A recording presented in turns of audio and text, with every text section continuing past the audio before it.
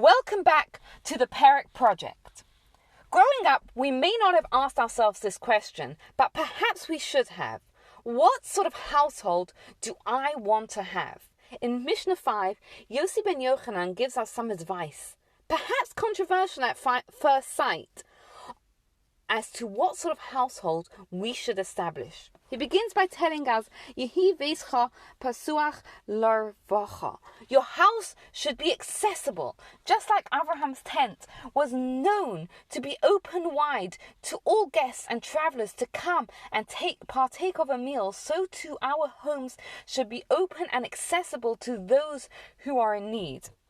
Another way of translating this phrase is that your home should be the one that people find relief in. Your household should have a reputation that anyone that needs help, they can come to you and they will find help in your household. So how do we go about and get a reputation like that? So he continues and he tells us, V'yu aniyim v'nei beischa, that the poor should feel like members of your household. They should be as members of your household. You should make them feel so totally at home in your house, that they don't feel uncomfortable or embarrassed to take from you.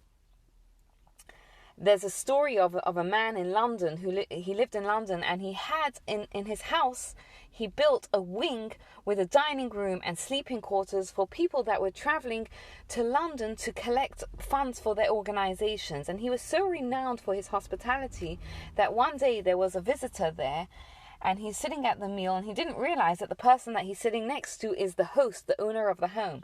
And he turns around to the owner of the house and he says, "How long can I stay in the house?" And the owner of the house turned to him and he said, "I don't know. I've been here for years and no one's ever said to me anything." That was his level of making the poor feel as members of his house. He didn't even bother introducing himself to the other person so as not to make him feel uncomfortable. In fact, Maimonides, in the laws of the festivals, says that whenever we have a celebration, whether it's a festival meal or whether it's a meal to celebrate a bar mitzvah or a wedding or anything like that, we have to include the poor. Otherwise, it's just a celebration of the food and not a celebration of the joy of the mitzvah. The Chavetz Chaim also gives us a very, very important insight. Sometimes we're reluctant to invite guests because we feel like, I don't know if I have enough time to prepare a fancy meal. I don't know if I have enough time to prepare to the standard that I want to. He says, no. Treat them as though you would treat your family. Whatever you give for your family is enough to give to the poor. Don't let your high standards stand in the way of you inviting your guests to your home and making your home accessible to those in need. So far, it's been pretty straightforward. Powerful stuff, but pretty straightforward. What comes next is going to make us stop and think. What is going on in the next part of the Mishnah? So he continues and he says, "V'al tarbe sicha ma'isha." Do not converse excessively with a woman. They said this even about one's own wife. Surely it applies to another's wife. Consequently, the sages said, anyone who converses excessively with a woman causes evil to himself, neglects Torah study, and will eventually inherit Gehenna. What is he saying here? What does he mean by excessive? So the Chazon Ish, a Torah giant of the previous generation, in a letter that he wrote to newly marrieds, says that this applies to anything that is going to lead to bad things happening, to sin. But of course, any talk that is necessary, included in this, is talk that creates an emotional bond between a husband and his wife, is not only permitted, but it is actually encouraged.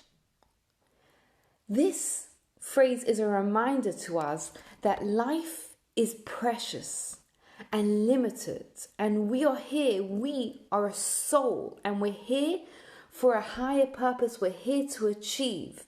And he's reminding us, don't squander time.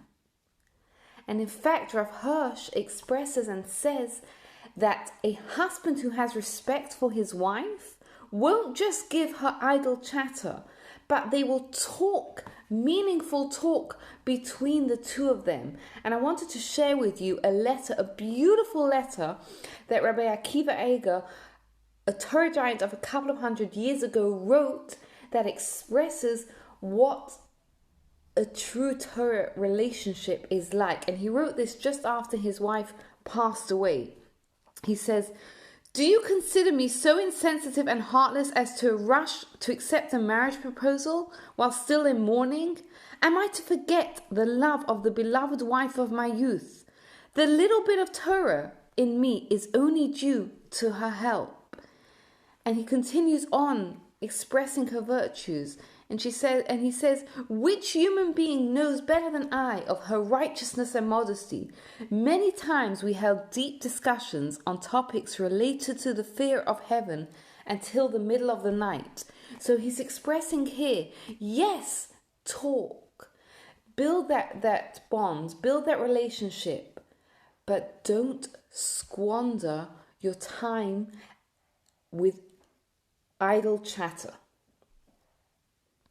And many years before the Harvey Weinstein story broke, highlighting how small transgressions, if they're left unchecked, can spiral into much more severe ones, Rav Yossi ends this Mishnah by reminding us about human nature. He precisely puts these three pieces of advice together to remind us that when you have that sort of home where you're accessible and people come to you for help, don't drop your morals. Don't drop your boundaries, because a loosening of the boundaries can very, very quickly lead to a downward spiral.